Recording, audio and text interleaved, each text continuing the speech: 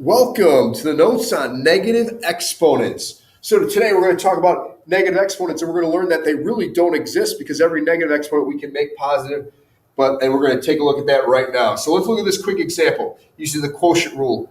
All right, if we have x squared over x to the fifth, and we use our quotient rule to figure out what this answer would be, well, we'd have got a common base, so we just subtract. So this would be x to the 2 minus 5, which would equal x to the negative third. Okay, so there's an example where we get a negative exponent. But let's break this down to see what this actually looks like. Again, if I have x squared over x to the fifth, well, that's really x times x over x times x times x times x times x. When we cancel out, that'll really equal, there's 1 on top, 1 over x to the third. And you see now that it's positive. So these two, 1 over x to the third is the same as x to the negative third. So what we now know is that anytime that we have negative exponents, it means they're on the wrong side of the fraction, all right? Every number is a fraction, numerator to denominator. If you've got a negative exponent in the numerator, move it to the denominator to make it positive. So that's what they're saying right here. So if you've got a negative exponent, move it to the bottom with the base and then make the exponent positive. On the other hand, if you have a negative exponent in the denominator of the fraction, just move it to the top and then it becomes positive. So that's why there is no such thing as a negative exponent. Just move it to the other side of the fraction to make it positive.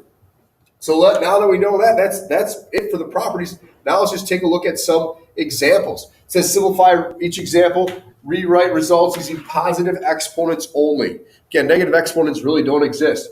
Well, we look right here, x to the negative third. It's in the denominator, just move it to the top. So this answer just becomes x to the third. Okay, now technically it's over 1, but you don't even need to write that. Okay, here we go, 1 over, here's our negative exponent. So that base needs to come to the top. So that becomes 3 to the fourth. Well, 3 to the fourth, that's 3 times 3, which is 9 times 3 is 27, times 3 is another 81. So there's 3 to the fourth is 81. Okay, so negative exponent here, that needs to come to the bottom. This negative exponent needs to come to the top. So our final answer then is q to the positive ninth, q to the ninth, over p to the fourth. They kind of switch, and notice the exponents then become positive. That's our final answer. A couple more examples. Negative exponent here, that moves to the top. So then we have y times y squared. So our final answer will then just be, using our product rule, y to the first time, we just add those exponents, becomes y to the third. Here, negative exponent, move that base to the top. So this just becomes 3x to the fourth. It's that simple, guys. X to the negative fifth, well, I need to bring that down to the bottom. So when I do that, I still have a 1 on top. Okay, that doesn't go away. And then I end up with x to the seventh times x to the fifth. So using our product rule here, we get 1 over x to the 12th because we're just multiplying those bases together. So we add the exponents. A couple more examples and we are done. Now these problems a little more involved, but still using all the properties that we know with the product and power rules. Now we just know how to get rid of our negative exponents. So this first problem, I have to we talk about kind of distributing that exponent. So that's going to be y to the negative third times to the sixth power times z to the sixth.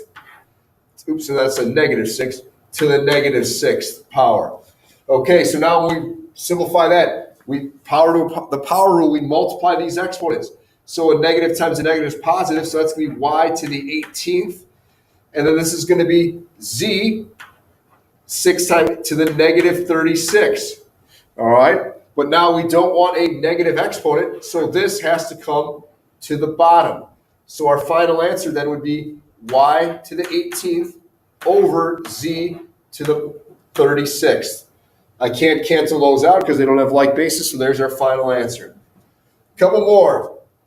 3, this becomes 3 to the negative third times a squared to the negative third over b to the negative third. When I simplify this stuff, I get 3 to the negative third times a to the negative sixth over b to the negative third. Any negative exponents we don't want. So this has to come down. This goes to the top. And then this all has to come down as well. So getting a little messy, but you guys get the idea. So this becomes, on the top, we're going to have b to the third. On the bottom, we're going to have 3 to the third. The exponent becomes positive. A to the sixth. Well, what is 3 to the third? 3 times 3 times 3. So that's going to be b to the third over 27, a to the sixth. There's our final answer. One more up here. Why not? Again, just a lot of negative exponents. Anytime you have a negative exponent, bring it to the other side of the equation. So the first thing I'm going to do is rewrite. I'm going to bring this one down, this up. Okay, anything with a negative exponent. So I'm going to have 4 to the third on top. I'm going to have the y, because this negative exponent is going to come down. And then I'm going to have times y to the sixth, because this negative came up. Okay, I'm going to erase some of this so you guys can still see what's going on. And then on the bottom, I'm going to have the 4 to the first power. Okay, I'm still going to have that x squared, because that's not going to move. And then times this x to the negative third needs to come down. So, and it becomes positive once I bring it down. At that point, I just simplify. All right, we've got 4 to the first, 4 to the third. So I just subtract. So that's going to be 4 squared over y to the seventh over x to the fifth. 4 squared, that's actually 16, y to the seventh, x to the fifth. And there you have the lesson on negative exponents. If they're negative, bring them to the other side. They're on the wrong side of the equation and make the exponents positive.